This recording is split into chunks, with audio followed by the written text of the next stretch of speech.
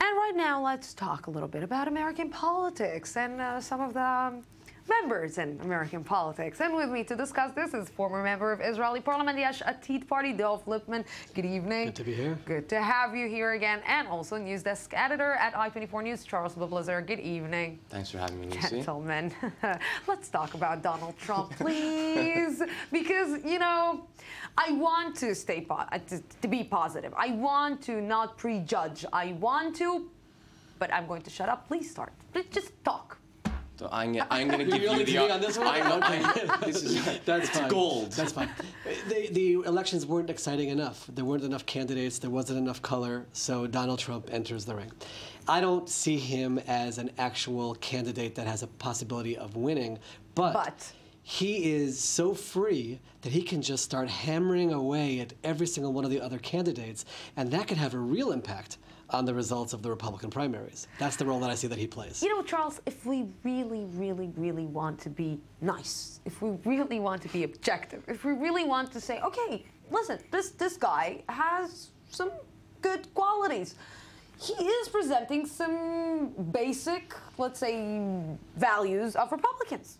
Some conservative positions that certainly would resonate with grassroots Republicans. The problem is nobody can seem to get past his cartoonish persona. So, for example, like during his initial campaign speech announcing it, he presented a platform which certainly would resonate with a lot of people. So, for example, he talks about carrying a big stick. He's very hawkish with regards to foreign policy. He talked about not outsourcing American jobs to China.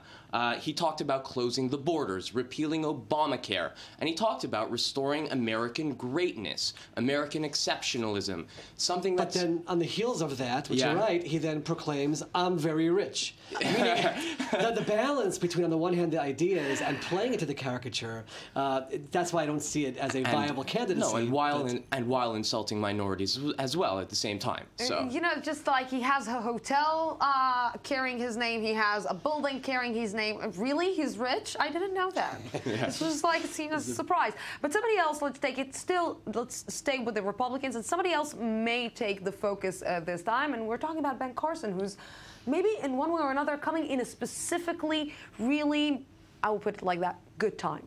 I think so, and I think he's a little bit of an under-the-radar candidate because he doesn't come out of the political system.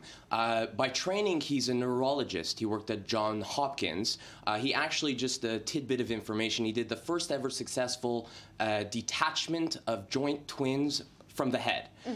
It's an interesting tidbit. It is. He actually received the Presidential Medal of Freedom, and he really came into the limelight in 2013 when at the National Prayer Breakfast, he delivered a very conservative speech that a lot of people caught on to. He's polling very well, Lucy. He's polling third or fourth right now with very little exposure and very limited funds behind him. He's an interesting character to watch. He's not one of those guys who comes out of Washington. And let's say that the division right now among African American in the side of the United States and white, black and white, all the racist issue in the racial issue in the United States is maybe helping putting up this subject also on the table. Let's take it right now to the Democratic side. Really interesting and maybe not such a big competition over there. So that's what we thought originally, and everyone assumed it was going to be a knockout. And then all of a sudden, this New Hampshire poll comes out this week, which shows Bernie Sanders, junior senator from Vermont, 41 for Hillary, 31 to him. He's closing the gap. Now, I don't think Bernie Sanders is actually going to take the nomination. However, if he continues to chip away at Hillary, which shows her weaknesses, get ready for the following names: Elizabeth Warren. I'll throw in two other names: Joe Biden, and another name, John Kerry. People who, for sure, have presidential aspirations, but are not going to bother joining if Hillary is running away with it. But if they see a junior senator from Vermont chipping away at Hillary, they will, I believe, throw their names into the ring as well. Is it so? Because it seems that it is so obvious that she is taking the run in this. Okay, well, I mean, if you look at the national polls and basically every other primary poll, she's ahead by 40 to 50 points. But like Dov said, that's one thing. All it takes is a little bit of momentum. And once Hillary starts coming back, once she gets into the thick of things and the scandals start to surface, and a lot of pressure and scrutiny comes on her, and she isn't necessarily a woman of the people, there's going to be a lot of criticism on her.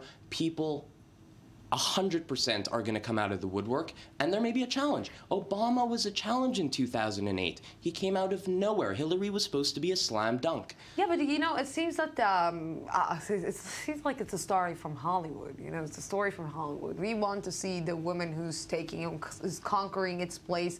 If it's, of course, after everything that she passed with Bill Clinton, after everything that she passed in her personal lives, coming out, seems that the Americans are really eager to put a woman in this specific seat. But let's remember that the base in the Democratic primaries is the left, and she has always been towards the center. Bernie Sanders is talking about transference of wealth, all the core issues. Elizabeth Warren could come out and talk about that as well. She's going to have to start swinging left, and that's going to create all kinds of issues in terms of the national elections when they come as well. So it's going to be a fascinating balance that she's going to have to play between those two. And like I said, if Bernie Sanders is able to chip away at that Hillary name, there's no way these other personalities are not going to join in. Who said American politics is not interesting? I did, just a few days ago. I'm sorry. Because you're comparing it to Israel. You know, comparing to Israel, you know, it's just like, what? You know, each and every day we have something here that is happening, it's changing everything, and we're going to elections just in what, 1 year? Just something else. Gentlemen, thank you very much for this. It was great having you here.